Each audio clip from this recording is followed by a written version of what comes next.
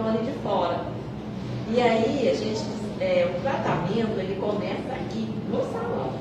Aí a pessoa, o ideal é que ela fique aqui, né, esperando, e a hora que for chamada, ela vai para passar pelo tratamento e volte para terminar de assistir a palestra, tá?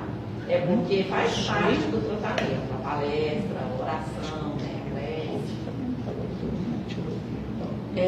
Eu vou fazer a leitura do livro Fonte Viva, de Francisco Cândido Xavier, ditado pelo Espírito Emmanuel. Na senda escabrosa, nunca te deixarei, nem te desampararei. Paulo, carta aos Hebreus, capítulo 13, versículo 5. A palavra do Senhor não se reporta somente à sustentação da vida física na subida pedregosa da ascensão. Muito mais que de pão do corpo, necessitamos de pão do Espírito. Se as células do campo fisiológico sofrem fome e reclamam a sopa comum, as necessidades e desejos, impulsos e emoções da alma provocam, por vezes, aflições desmedidas, exigindo mais ampla alimentação espiritual. Há momentos de profunda exaustão em nossas reservas mais íntimas. As energias parecem esgotadas e as esperanças se retraem, apáticas. Instala-se a sombra dentro de nós, como se espessa noite nos envolvesse.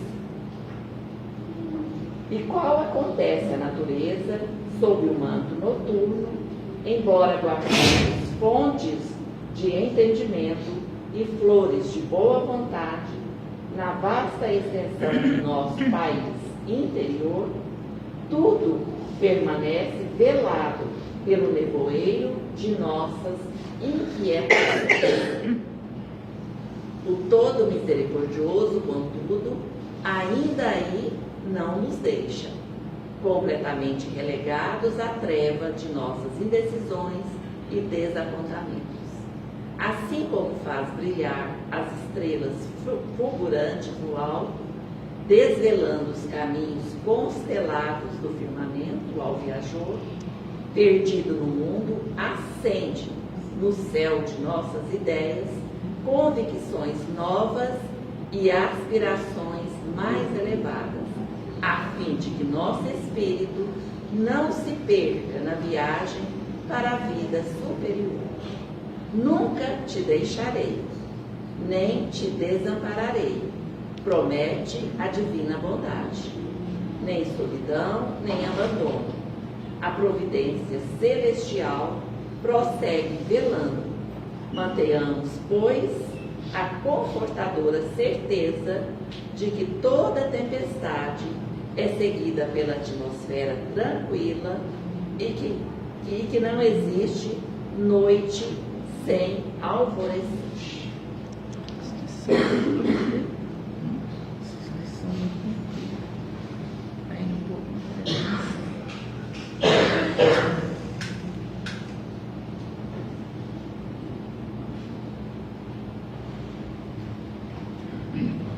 Deus Pai Todo-Poderoso, de infinita misericórdia, derrama sobre nós, sobre esse ambiente, bênçãos de amor, bênçãos de paz, conforta os nossos corações, ilumina os nossos pensamentos, nos envolve, Senhor, na sua paz e na sua misericórdia divina. Estamos aqui na sua casa, pedindo o seu amparo, pedindo a sua proteção. Temos a certeza que estamos amparados nas nossas dificuldades, nas nossas imperfeições. Queremos também, nesse momento, pedir ao Mestre Jesus que esteja conosco na nossa caminhada, agradecer a Ele pelas oportunidades que Ele nos dá a cada dia de evoluir, de melhorar. Também pedir aos benfeitores espirituais. Estejam conosco durante os trabalhos de hoje, que ilumine a nossa palestrante, que dilate o nosso entendimento para que possamos compreender a mensagem que nos foi passada. Contando sempre com a espiritualidade maior, com o amparo de Jesus, nós vamos iniciar os trabalhos da noite de hoje.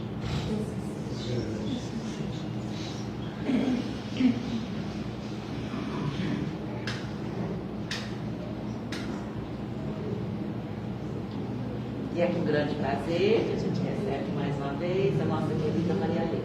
Seja bem-vinda. Obrigada.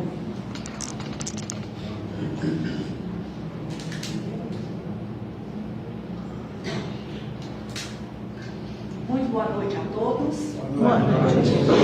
Que a doce paz de Jesus continue conosco, esteja conosco, agora e sempre. Nós vamos fazer um ligeiro, breve esforço de imaginação. Nós vamos imaginar que aqui é uma planície da Galileia e que Jesus está entrando, na verdade não está entrando, ele já está passando por ali e nos dirigindo a sua palavra. E no Evangelho de Mateus, que relata muito as passagens de Jesus, as palavras dele e as ações dele, ele dizia que, por exemplo, em Mateus 9,35, Mateus relata assim: pregando o evangelho do reino e curando todas as enfermidades daquele povo. E aí nós ficamos muito animados, né? Imaginando Jesus chegando e nos curando. Porém, nós não podemos esquecer de uma coisa muito séria, que geralmente nós esquecemos de relatar, de ler ou de relembrar, quando já conhecemos um pouquinho do Evangelho. Ele sempre dizia assim: vá e não peques mais, para que não voltes a enfermar, para que não voltes a adoecer. Era uma recomendação constante. Nós lemos com atenção em alguns evangelistas, nós vamos ver essa fala de Jesus: vai e não peques mais. E muitas vezes ele dizia: a tua fé te salvou. E aí nós ficamos pensando, dizem os espíritos bons e mesmo alguns evangelistas, que muitas daquelas pessoas curadas por Jesus, que nós ouvimos falar depois, eles voltaram a adoecer. Por que será? Porque Jesus recomendou: vá e não peques mais. Então, quer dizer, Jesus roubou uma praga, falou: se você pecar, você vai voltar a adoecer. Não. É porque isso é uma lei de Deus. É uma causa que tem um efeito. Toda causa tem um efeito. E todo efeito tem uma causa. Isso é óbvio. Isso é na lei da vida, na lei de Deus. É a nossa querida lei de causa e efeito. Então, se eu peco mais, eu erro mais. Pecado é modo de dizer, né? Mas, se eu erro mais, eu vou sofrer mais. E esse sofrimento, muitas vezes, ele se manifesta fisicamente, no meu corpo físico mesmo. Ah, então todo mundo está doente é porque errou? Não propriamente nessa simplicidade toda e nessa... não podemos ver isso de uma forma simplista. Porque senão nós vamos começar a julgar as pessoas doentes. Além da pessoa estar doente, ainda vai ser, apontada, está doente porque pecou. Não é isso, não é nesse sentido. No sentido de que todas as nossas dores físicas, elas já foram elaboradas de alguma forma na nossa alma, no nosso perispírito, no nosso corpo mental. De alguma forma, nós já criamos, construímos aquilo, arquitetamos aquilo, de alguma forma, consciente ou inconscientemente.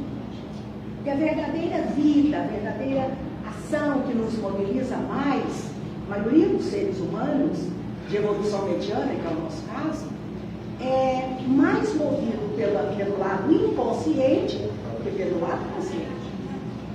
Nós fazemos as coisas mais por automatismo do que por ideação, por planejamento, com frieza, com calculismo, sabendo o que estamos fazendo. A gente faz por repetição. E isso acontece conosco há séculos, sabendo nós que vivemos já muitas vidas. Então, por isso sempre nós falamos. Dificilmente nós automatizamos alguma coisa superior, que fica na parte mais superior da nossa personalidade. Por exemplo, a gentileza, a educação, a higiene, seja a higiene física mesmo, seja a higiene do espírito, né? A higiene da alma, a higiene dos bons hábitos. Então, é muito mais difícil nós automatizarmos coisas boas, construtivas, do que automatizarmos coisas negativas, coisas ruins. Porque é isso, nós já nascemos com esse atraso. Ah, então nós nascemos atrasados? Sim. Nascemos simples, ignorantes, mal saídos da mão do Criador. E nos tornamos seres conscientes, mas ainda assim ousamos dizer, semi-conscientes, semi-conhecidos. A maioria de nós ainda está nessa condição até hoje. Um grande número de pessoas ainda está nessa condição até hoje. Poucos são aqueles que são totalmente conscientes. Talvez aqui na Terra nem tenha tantas pessoas assim. Acredito que não. Né? Por quê? Porque nós só vamos ser conscientes se nós nos conhecermos bem. Mas é bem mesmo, profundamente. E como é mais fácil a gente ver, enxergar de longe do que de perto, né? De muito pertinho a gente nem... Se eu pego isso daqui, tem umas letrinhas aqui, está escrito. Se eu encosto em mim, eu não consigo ver. Se eu chego muito perto, eu não consigo ver. Mesmo que eu arregale os olhos, mesmo que eu abra os olhos, eu não vou enxergar, não vou conseguir ler, né? Porque aquilo vai me cegar. Então, quando é muito perto, nos cega. Isso é a analogia que nós estamos falando entre o que é simbólico e o que é real.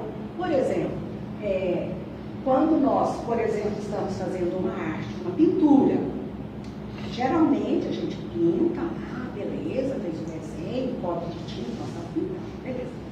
Aí, quando a vista da gente está ficando cansada de olhar para aquela tela, nós afastamos um pouco, olhamos outras coisas e voltamos a observar. E aí nós vamos ver os defeitos, alguma coisa que nós vamos corrigir. Por exemplo, um bordado é a mesma coisa, uma arte qualquer, uma manualidade qualquer.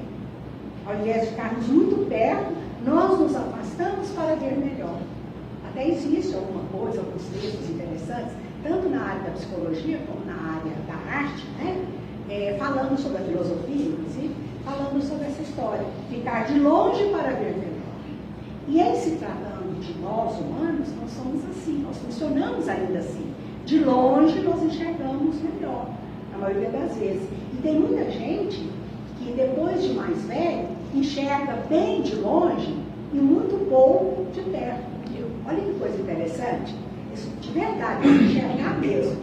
Eu mesmo preciso de óculos para ler e para dirigir eu não preciso de óculos. Eu enxergo muito bem, obrigado. Né? Não é interessante? À medida que a gente vai ficando mais velho, muitos de nós enxerga melhor de longe. E isso acontece também na vida simbólica. Sabe? A nossa alma, o nosso espírito também é assim. Então a nossa percepção daquilo que está longe de nós, por quê? Por que será que eu enxergo melhor o que está longe de mim do que o que está perto? Pelo seguinte, porque perto entra a intimidade, entra a justificativa, eu estou falando da vida moral, viu, gente? Das atitudes da pessoa. Não estou falando de pintura, nem de nada, né? De arte, de nada. Eu estou falando da vida moral. Já é uma coisa mais aprofundada que nós estamos querendo raciocinar, né? Então, muito de perto, existe cansaço daquilo que está perto, né? Da rotina, né? Cansa. Existe também algumas dores, alguns traumas. A gente conhece demais, a gente sabe demais, a gente não quer ver. Eu não quero falar desse assunto. Por exemplo, morte. Todo mundo sabe que vai morrer. O seu pai vai morrer, o seu ente querido vai morrer, que ele próprio vai. Todos nós vivemos, né? falecer um dia, ou seja, o Espírito gosta de falar de se encarnar, né? Sai da carne, porque vai, continua vivendo, nós sabemos disso. E nas outras religiões, a maioria também. Mas isso não vem ao caso agora. E por que nós não gostamos de falar disso? Porque nós não temos preparo, porque nós não temos conhecimento. Isso mais no Ocidente. Porque no Oriente, do lado oriental do mundo, na Terra, no planeta, as pessoas são mais conscientes com relação à vida futura, com relação à morte física. Eles têm as crenças mais bem fundamentadas. Nós aqui somos cheios de história, a gente muda muito. A gente, ao mesmo tempo, tem um conhecimento bom, tem uma sensibilidade boa. Nós, muitas vezes, misturamos muita coisa e nos confundimos. Então, a gente se perde com relação a essa história, por exemplo, do fenômeno da morte, que é um fenômeno que vai acontecer com todos. Por que é que nós não temos preparo? Porque nós não gostamos de falar, porque nós não gostamos de sofrer, porque nós temos medo de sofrer. Ao passo que, se nós conversássemos sobre, descobríssemos tanta coisa interessante que tem, que nos prepara para enfrentarmos um futuro que é inegável, que ele vai acontecer, queiramos ou não. Não tem como, não tem onde esconder, não tem como fugir, não é? Então é interessante que mesmo nós espíritas, eu falo espírita, não somos mais que ninguém, mas porque nós temos um conhecimento um pouco mais avantajado acerca da espiritualidade, acerca da vida e da morte, do fenômeno da morte em si, como se processa, e etc. e tal. Se bem que existem variantes quase que infinitas, né? Mas de qualquer forma nós temos bastante informação a respeito. E por que a gente não pensa a respeito? Não gostamos de sofrer. E quem que gosta de sofrer? Ninguém. Mas e de amadurecer? Nós gostamos.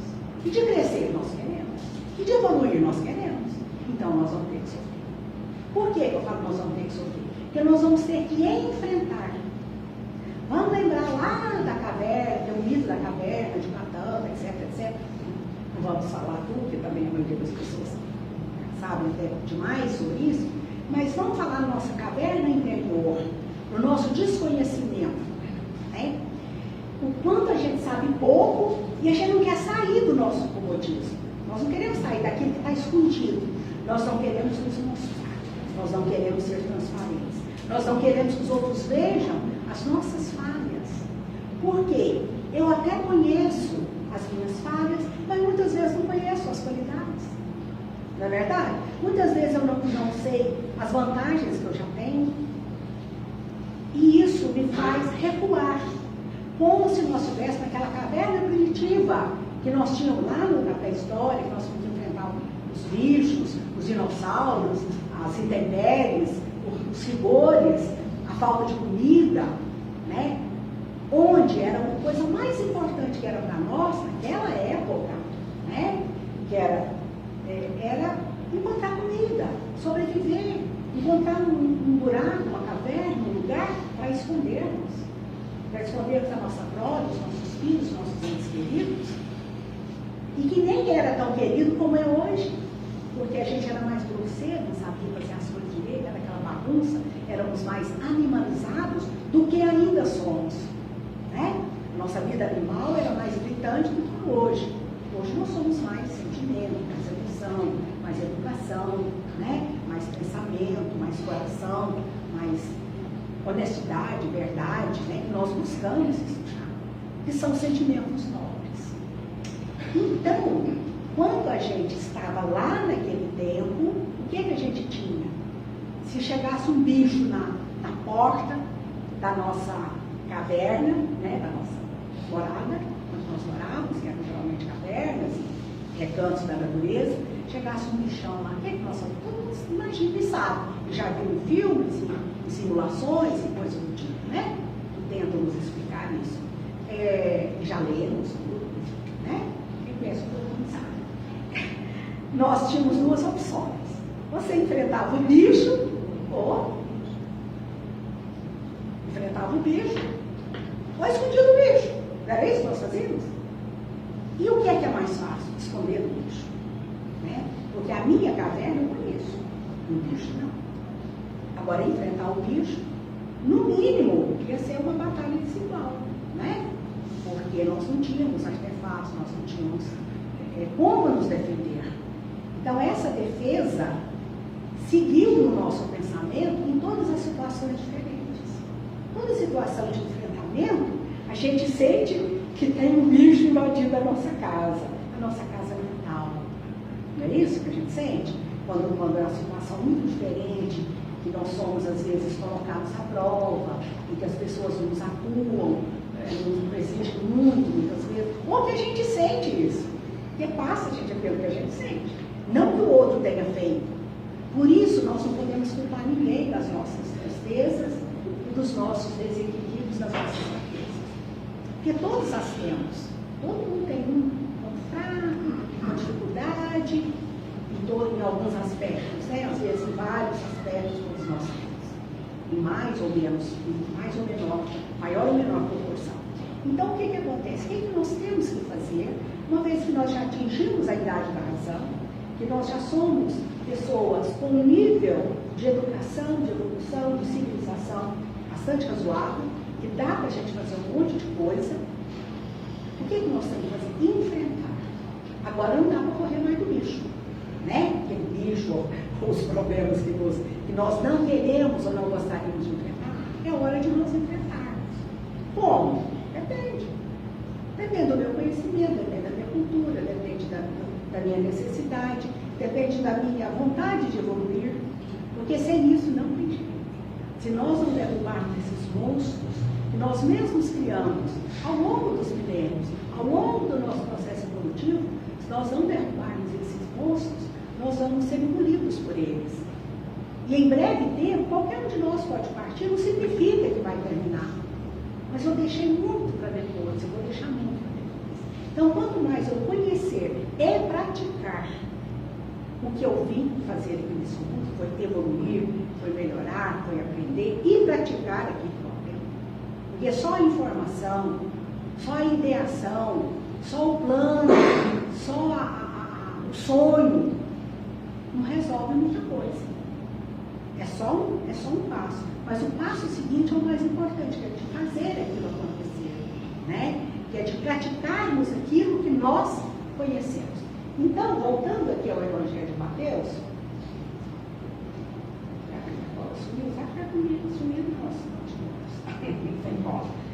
mas continuando o Evangelho de Mateus, ele falando que Jesus pregava o reino de Deus, que é o Evangelho propriamente dito, né?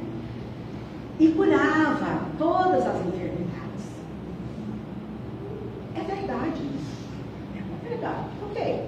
Só que nós temos que esmiuçar isso um pouquinho, pensar um pouco sobre isso, porque diz o Emmanuel que é muito importante nós nos tornarmos autocuradores, ou seja, eu fazer a minha cura.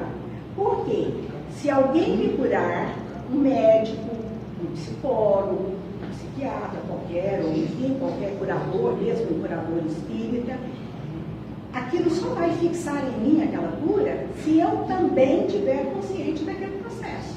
Se eu ajudar, se eu participar, se eu acreditar, se eu quiser me curar.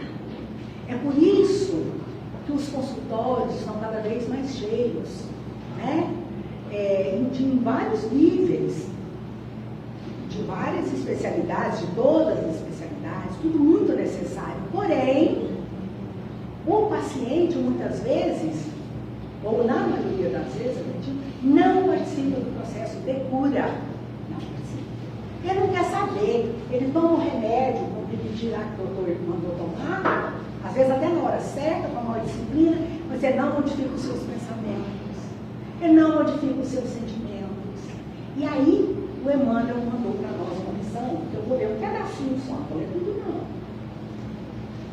Ele diz assim: cura a catarata, mas corrija a visão espiritual de seus olhos. O que é isso? O seu modo de ver o mundo. Entendem isso? Que estamos associados, nós dissociamos, nós separamos as coisas que deveriam estar juntas. Porque, na verdade, é lei. Tudo está em tudo muito misturado, tudo junto. Então, se eu faço uma cirurgia, por exemplo, mesmo física, do olho, e não corrija a minha visão espiritual, junto com o processo que o médico vai fazer, que ele não faça sozinho essa cirurgia, que eu participe dela. Como? Com o meu pensamento. Ou o pensamento não vale? Ele vale. Vale. Existe uma das regras, uma das leis universais que é: o universo é mental. O que é isso? O universo é inteligente. Ele funciona pela inteligência. Tanto que nós definimos Deus, ou Deus foi definido para nós, pela espiritualidade superior, como? Primeira pergunta de O Livro dos Espíritos: o que é Deus? Perguntou quem, não. Porque ele não é quem, ele não é uma pessoa. Né? Então, o que é Deus? Lembra da resposta? Inteligência suprema do universo, causa primária de todas as coisas. Ponto final. Está bem explicado, não tá? Aí depois a gente vai, né, entendendo melhor e tudo. Então, o universo é mental. É mental. Inteligência suprema criou tudo através do pensamento divino, do pensamento maior. E é importante, gente, como que eu posso ajudar a minha cura? Sabendo que eu tenho uma parcela de Deus dentro de mim. Tem uma pessoa que até fala aqui no centro, o Alisson. E todas as vezes que eu converso com ele, ele me abraça e fala assim: o Deus que existe em mim cumprimenta o Deus que existe em você. E me dá um abraço. Sério, o Deus que existe em mim, ele cumprimenta o Deus que existe em mim. Parece, ó, Maria Helena é Deus, ou Alisson é Deus. Não. Nós temos uma centelha, uma luzinha, uma parcela da criação. Somos filhos. Somos filhos do Altíssimo. Somos herdeiros de Deus. E somos irmãos de Deus. Eu sei que tem até religiões que consideram Jesus como Deus. Ele é um Deus no sentido que é superior, né, em grandeza aqui no mundo, pela evolução que ele já, quando surgiu aqui, ele já era, né? Já tinha feito a sua, digamos, seu espírito perfeito. Porém, a nossa meta é chegarmos lá. Não sei em que milênio, em que planeta, nós não sabemos. Isso vai se perder ao longo dos milênios, a nossa evolução. Mas nós vamos chegar lá. Então, se nós não acelerarmos esse processo, no sentido, acelerar, mas com calma, né, gente? Não é igual dirigir carro com pressa, não. É diferente. Acelerarmos o processo através da busca e da ação. A gente busca o conhecimento e coloca aquele conhecimento em prática. E se acelerar a nossa evolução. Porque se eu só tiver muito conhecimento e não tiver ação, mediante aqueles conhecimentos, não adianta nada, né? Chega a ser idiota, né? Só, ó, beleza, sabe muito. E não resolve nada. Porque se aquilo não passa pelo coração, pela mente, e depois concretiza numa ação, nada vai acontecer para aquela pessoa. É por isso que tem muito mais gente doente do que sã. Muito mais gente que não cura de jeito nenhum, mesmo sejam coisas banais, mas que está sempre recaindo, porque não participa da cura. Os médicos ficam sozinhos. E aí nós ainda jogamos a culpa neles. Não vou falar. Mas é incrível, né? Vocês sabem disso. Né? Não é que existem gente, são pessoas, são seres humanos. Todos nós erramos, né? Mas pensemos que a responsabilidade da minha saúde é minha. Se eu sou uma pessoa adulta, a não ser que eu seja uma criança, ou que eu seja uma pessoa demente. Mas aí também, pelo fato de eu ter chegado à demência, já são outras questões, né, que estão ali de uma forma subliminar, mas também sob a responsabilidade do espírito imortal que nós somos. Então, Emmanuel continua dizendo: defende-te contra a surdez, entretanto, retifica o teu modo de registrar as vozes e solicitações que te procuram. Quer dizer, ninguém quer ficar surdo, né? Às vezes, se alguém fala mais alto, fala, pensando que eu sou surdo, a gente fica até ofendido, né? Mas, então, é como a gente se defender, né? Procurar, na verdade, não ficar surdo, tratar os ouvidos, porque é muito bom que todos os nossos sentidos funcionem. Mas todos eles estão também atrelados a uma qualidade moral. Então, por exemplo, a questão da surdez. Aqui Emmanuel aconselha que nós não esqueçamos de registrar as vozes e solicitações que nos procuram. Ou seja, muitas vezes nós estamos só querendo ouvir, mas só ouvir qualquer coisa, qualquer fofoca, qualquer coisa que acontece. Não queremos falar de ideias, não queremos falar de coisas mais aprofundadas, não quero nem ouvir falar em morte, em coisa ruim, só quero ouvir falar de festa, em coisa agradável, não é isso? Só isso. Então o que é isso? Eu estou errada? Não. Eu estou vivendo de acordo com o meu nível de entendimento e com a minha imaturidade espiritual. Porque como é que pode uma pessoa adulta não querer saber de falar nenhuma coisa séria? Não querer entender a raiz que fez com que ela tivesse, por exemplo, uma diminuição na visão, uma diminuição na audição. Existe uma raiz mais profunda, mais espiritual disso. Não é? E aí nós colocamos nas mãos dos médiuns, aqui nos cura e no centro espírita, e nas mãos de Jesus e dos médiuns, né? Não é que eles não possam nos ajudar, mas a verdadeira cura, ela deve proceder da nossa mente e do nosso coração. Do nosso coração que se curva diante das necessidades também dos outros, que ouve as solicitações das pessoas, as tristezas, as dificuldades, e que quer falar, que quer saber do problema do outro também, não que vá resolver, mas pode ser que ajude. Pode ser que ajude. Então, ouvir isso daí faz com ouvir os outros, faz com que a gente ouça melhor. Fisicamente também. E que cresce a visão espiritual, porque, na verdade, tudo principia no crescimento. Então, se a gente começar assim, eu não estou enxergando, não, mas também não quero ver nada, porque esse mundo é muito ruim. Não estou ouvindo, não, mas também quero escutar, tem muita coisa. Só notícia ruim na televisão. Pai, não liga a televisão, ou muda de canal, hoje em dia tem opção. Enfim, e outras coisas, lê, faz outras coisas, faz uma visita, conversa, alguma coisa útil, aprende alguma coisa nova. Nós temos 1000 coisas para fazer que não seja aquilo que nós culpamos, que seja o que está nos infelicitando. O que nos infelicita é o nosso nível atenhado de boa vontade. Boa vontade, falta no mundo. Falta no mundo. Né? E ainda nós nos justificamos, porque assim, as coisas estão tão escassas, a vida está tão difícil, que qualquer coisinha assim que a gente faz, pequenininha, nossa, mas você fez isso, nossa, que beleza, você é uma pessoa boa. Não nos iludamos. Não nos comparemos, não vamos relativizar as coisas. Então, assim, muitas vezes nós estamos cumprindo a nossa obrigação, seja de mãe, seja de filha, seja de esposa, seja de amigo, porque nós temos obrigações uns com os outros, responsabilidade, obrigação no sentido de sermos responsáveis, não é? Nós só devemos nos responsabilizar. E à medida que nós vamos nos responsabilizando pelos outros, também, depois de fazer esse inquérito íntimo, né? De fazer esse julgamento íntimo, vendo as possibilidades que nós temos, as vantagens que nós temos, todos temos muitas vantagens.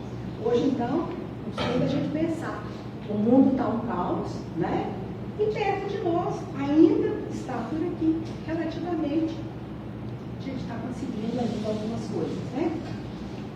Significa, gente, que nós podemos mais, que nós podemos aprender mais, que nós podemos ajudar mais, que nós podemos ajudar mais.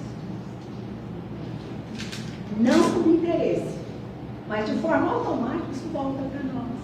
Na forma de alegria, na forma de segurança, na forma de um íntimo regozijo diante da vida, que mesmo aquelas situações mais difíceis, nós somos capazes de enfrentar. Porque nós temos essa parcela divina que existe em nós, que existe em todo mundo, ela se acende, ela se ilumina, ela cresce quando nós agimos com correção, quando nós temos um bom pensamento. Mas eu não posso fazer nada por aquela pessoa, porque isso, aquilo. Não interessa se ela não quer a minha ajuda. Eu posso ajudá-la com uma prece, com um bom pensamento, com perdão, às vezes pela agressividade que ela tem. Pensemos na infelicidade daquele que agride. Não é? Por isso que Jesus recomendou que nós tivéssemos a maior caridade possível com os criminosos. Não é? Aí a gente fala, não, é bandido bom, bandido morto. Até que se não tivesse, ele é melhor. Né? Mas não desejemos o mal para os outros. Desejemos que as pessoas melhorem. Desejemos que as pessoas cresçam. E façamos a nossa parte, né? Façamos a nossa oração, a nossa prece, né? Da maneira que nós soubermos. E assim nós vamos estar ajudando. E saibamos perdoar a agressividade na escola, a agressividade na rua, a agressividade no trânsito, a impaciência, a intolerância. Sejamos tolerantes, porque nós só temos a verdade. A gente perde muito quando a gente paga uma coisa da ignorância do outro. E nós estamos, não é só, está nivelando, está nivelando sim. Porém, sejamos superiores não por orgulho, mas por amor. Sejamos maduros, considerando aquele irmão infeliz que muitas vezes nos agride, de alguma forma, direta ou indireta, considerando ele uma criança espiritual, uma pessoa de menor evolução, no ponto final. Deve ficar falando, porque senão não entende, né? Dá briga. Mas assim, a gente entende que as pessoas têm às vezes mais limitações em alguns aspectos, e nós temos em outras. Por isso a gente é muito igual, né? Aí, continuando aqui, eu achei interessante o Emmanuel falando assim: medita a arritmia e a dispneia, contudo não entregues o coração à impulsividade arrasadora. Eu vi uma vez uma matéria médica, um médico cardiologista falando, eu já falei isso aqui, todo mundo deve ter visto essa notícia também, eu achei legal. Mas no curso eu acho que ilustra bem. Ele fala que quando uma pessoa recorda de um fato triste, todas as células do seu corpo sofrem aquele impacto como se aquele acontecimento triste tivesse acabado de acontecer. Olha que interessante. Nós gostamos de ficar chorando as pitangas, não é? Porque o fulano fez isso. Eu faço isso, todo mundo faz. A gente faz de uma forma automática. Mas devemos diminuir isso. Respeitando até as nossas células. Olha o que o Emmanuel fala de células, gente. Ele fala dos nossos órgãos, todos órgãos físicos, corpo físico mesmo, são vivos. Então ele diz assim, textualmente, nossos órgãos são vivos e educáveis. Não nos esqueçamos de pregar o reino divino a eles. Pregar o reino divino aos meus órgãos, às minhas células. Legal, não é? Não é legal isso? Pensa bem. E aí o pessoal me divina em casa. Minha filha está ali. Mas você faz, você conversa com o joelho? Conversa. Você conversa? Não é? E às vezes eu falo mesmo, tá? Tudo bem. É meio louco, mas assim, o que eu quero dizer, eu até cobrei com o irmão, eu falei, é bem isso que eu falei. Ele diz assim, consagra-te à própria cura, mas não esqueças a pregação do reino divino aos seus órgãos. Certo? Eles são vivos e educados. Sem que teu pensamento se purifique e sem que a tua vontade comande o barco do organismo para o bem, a intervenção dos remédios humanos, aquilo que o médico dá e a gente xinga ele porque não funcionou, né? Sem a intervenção, sem que você comande, que nós comandemos o nosso barco para o bem, a intervenção dos remédios humanos não passará de medida em trânsito para a inutilidade. Ou seja, se eu não comandar o meu corpo, através do meu pensamento, dos meus sentimentos mais elevados possíveis, que eu consiga fazer mesmo, sem que eu faça isso, não vai haver autocura. Então, se não há autocura, não vai ter cura. Então, os remédios humanos irão ser inúteis. Ok? Conversamos? Obrigada, gente. Tudo de bom. Muita cura, muita autocura, muito bom pensamento, muito bom sentimento. Jesus nos abençoe e nossa Mãe Santíssima nos aconselhe. Muita paz a todos. Muito obrigada.